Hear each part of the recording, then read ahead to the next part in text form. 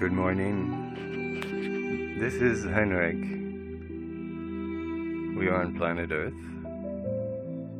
and it's the morning of Wednesday, November 29th, 2017. So, let's talk about love. That seems to be my favorite topic nowadays. Every morning I try and do at least one recording that involves love. For life is so beautiful that life itself is the child of love, and all of its life's creatures and creations contain that initial love in everything that exists. Though some may want to corrupt it and pervert it or destroy it, I'm not here to talk about that. I'm here to talk about love. The freedom and the beauty of love. For love is free. Love is free as a butterfly that flutters its wings. Love is free as a breeze that blows in the fields, in the savannas and steppes. And love is beautiful as in all things we can witness in the nature that surrounds us and that gave us birth. So let's talk about love, but also let's talk about the bonds of love that tie couples to their love, their mutual love for one another, and more precisely, of their loving relationships. The purpose here is to improve that love that couples feel for one another without falling into the pitfalls of a loving relationship where when routine takes over, love, from being vivid, vivacious, and passionate, dulls and blands and withers away. For relationships, alas, we've all been in relationships, haven't we? And they've ended, and some are still ongoing, and yet we think the grass may be greener on the other side of the riverbank, though it is rarely so. So relationships, alas, all too often progressively destroy the initial passionate love, the pure love, the elevating love, the love that seems to be the sum total of all the love around us. The love that birds experience, the love that elephants experience, the love that the tree experiences as it receives its sun rays, the love of puppies, the love of kittens, the love of bees for the flowers they pollinate, the love of the nectar to become the honey.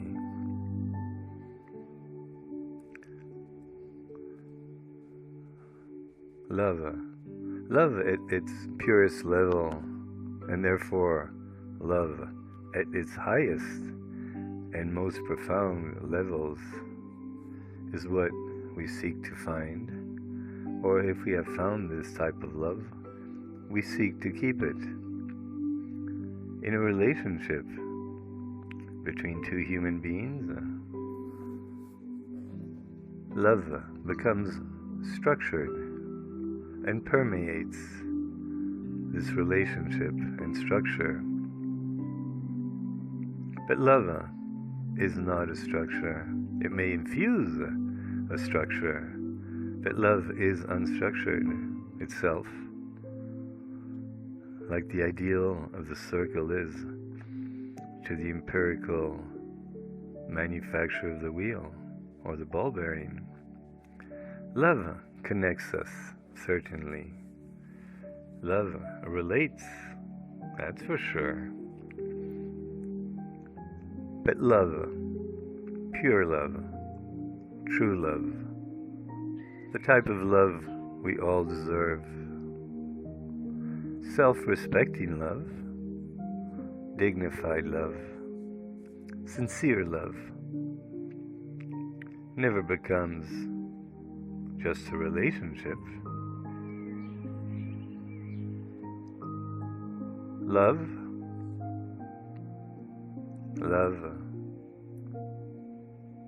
flying all around us, as free as a bird, flying across the skies. Love does not really like the bonds of love that may tie it to an appendage of its pure, loving source, its object. Love is eternal, and in that sense, it is a moment-to-moment process, eternally in its creation and developing, in its unfolding and blossoming. Let us remember this. Love is a state of our being that is in love. Love is not a relationship. There are loving people, and there are, alas for them, and for the collective love on earth, unloving people. And my wish is that they too be granted the grace of love. Unloving people pretend to be loving through the relationship that bonds them together in their world of love, in their heart of love, within a practical relationship. But loving people need not have any relationship to the exclusion of all else or all others. Love is enough, as long as it feels true and sincere and pure. So let us be a loving individuals, loving human beings, rather than simply persons that are bound, all tied up in a love relationship, all concerned and hypnotized and obsessed with the emotions of love, which is an obsession of our mind.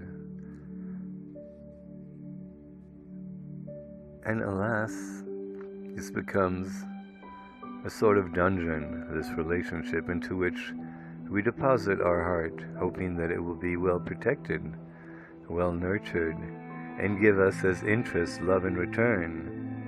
That's what we hope for when we fell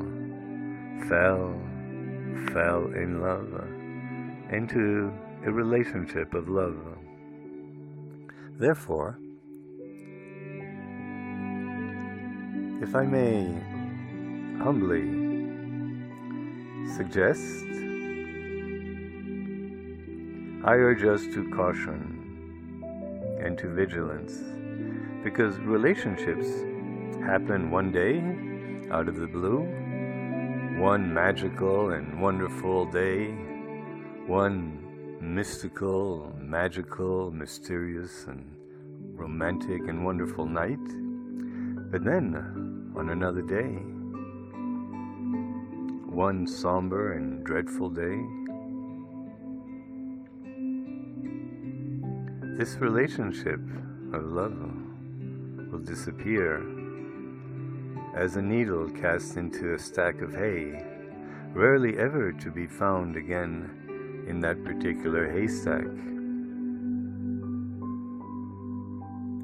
Thus does our once blessed key to happiness, the key of love, and a happiness where we really grew to be happy, like a rose bush, loving the light of day and the morning dew,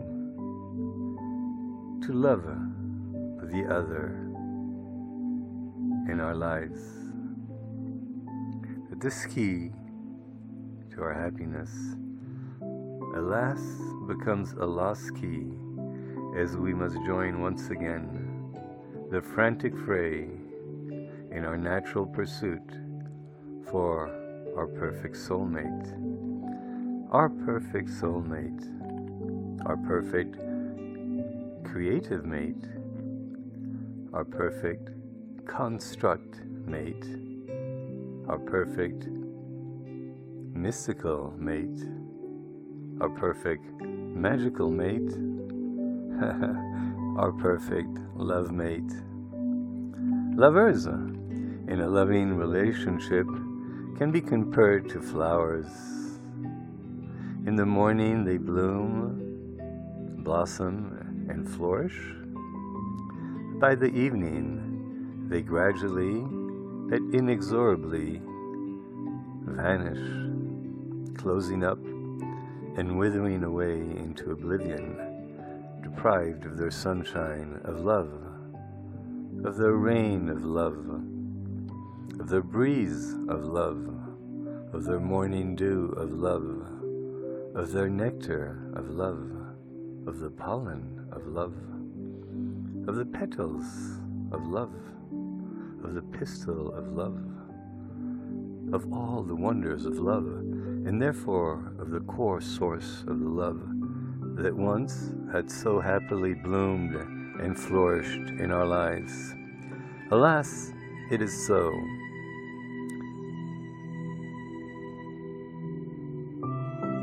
But is it not better to have loved and have suffered from the loss of that love than never to have loved at all, and thus not to have suffered the loss of that love of ours? Something so painful is the loss of love that it can drive the losers of that love to deep grief, to jealousy, to envy, and even to suicide, and sometimes to murder. Crimes of passion abound. We are born into this world, nevertheless, and thus equipped, physiologically and sentimentally, to become loving persons. But persons find it very difficult to be a loving person, so they create a relationship of love with another.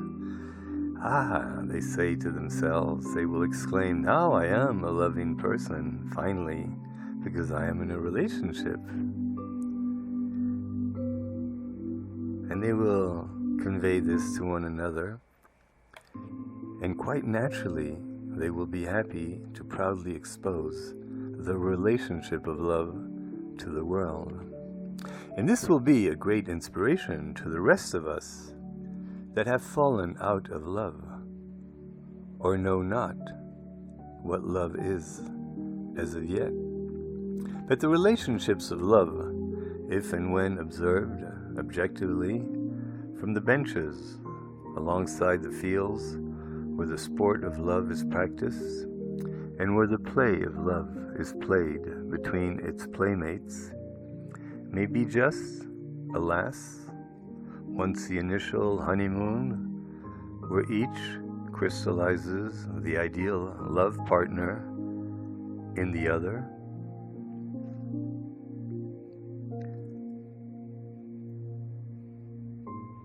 Just relationships of love based on the possessiveness of love, the exclusiveness of love in that relationship, and the monopoly of love, the struggles of maintaining love in that relationship, and even the fear of no longer having such a pure love in the relationship, which is a threat to the relationship and therefore to love itself.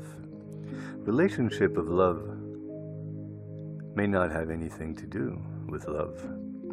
Relationships of love can be built around lust, where you think first with the crotch and then act with the crotch before really feeling with the heart and thinking with the mind. Relationships of love can be built around convenience. They can be built upon compromise. Relationships of love can be built upon the fear of living alone. There where one is not capable of furnishing one's solitude with worthy and worthwhile endeavors that give our life a meaning and therefore that enable us to live life. Relationships of love can be built upon all kinds of illusions. Relationships of love may be just a kind of security, a blanket of financial, social advantage or something else. Sadomasochistic, fetishists, and other types of lusting relationships abound behind closed doors. After all, sexuality's creativity knows no limits, and sexuality is big business. Eroticisms, pornographism, unwanted pregnancies, costly and bitter divorces, obsessions, delusions, crimes of passion, and so forth. The relationship of love is needed for many reasons that do not respect a full acceptance and devotion to love in its pure forms of expression. Heroism of men and women is an act of love. Self-sacrifice can be an act of love. Tantric sex can be an act of intense love. But when relationships of love progress over time, alas, all too often, they evolve into a substitute for love. I remember how much I loved my parrots, Paris the scarlet macaw, and Hector her companion, and how I loved the beauty of all life. But back to the relationships of love between couples. Let us remain vigilant, because relationships of love all too often develop a routine that will dull love, wither love, and ultimately destroy love. Once destroyed, all memories of the birth of our love are siphoned into the dungeon of oblivion, as if our love never had true value, and therefore almost had never truly existed. As all of us know, those who have suffered of a broken heart, of the delusions of a love that in the end, in its bottom line, was alas an illusion. It makes it all the more difficult once we've known that tearing apart of our heart, for us to love again. For to love again, we must be able to trust love again, and that this time it will be the one true love our hearts so desire and long for and do deserve, each one of us. It took me 5 years to overcome my last heartbreak, a divorce from my second wife. But finally I'm ready, personally, to love again, for I am ready to try and to accept that I may trust another woman again. I hope you are too. Whether it's a woman if you're a man, or a man if you're a woman, or if you are in love currently and ever must break up, that you too will soon recover and give love its due, its wings, our willingness to trust love enough again to love again. But let us be aware of allowing routine again to transform our love into a relationship of love once more, to the exclusion of our right to freely love our lives and our independence and our own inner beauty and purpose, so that we may not become anyone else's slave, no matter how sexy, how seductive, how promising, how apparently fantastic, or how convenient and useful they may at first appear to be. Honeymoons are so wonderful, are they not? Yes, they are. Personally, I will no longer ever sacrifice my freedom to a relationship of love. I will offer my life, however, to love, but without bondage, to love without bondage. I want to feel free to love all beautiful things and all beautiful people that life may offer me to encounter along the path that I am walking upon, and never to feel unfree, to lose my liberty, not to love what I find truly lovable. It is my hope that these additional words of wisdom amidst the collection I have began to put together on the beauty and wisdom of love will be of some help to you. Our hearts have suffered so much. Let us spare them any further sufferings. Your heart is beautiful, and so is the heart of all human beings.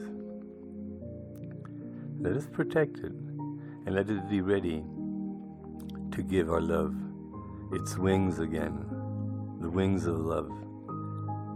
But we must earn them by being humble and loving, creative and loving, inspirational and loving,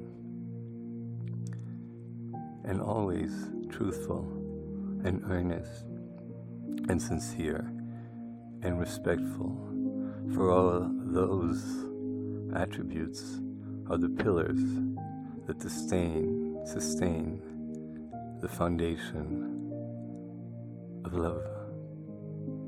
So let us never disdain what sustains love, for it will be an illusion, and our love will be hollow, and our hearts will suffer again.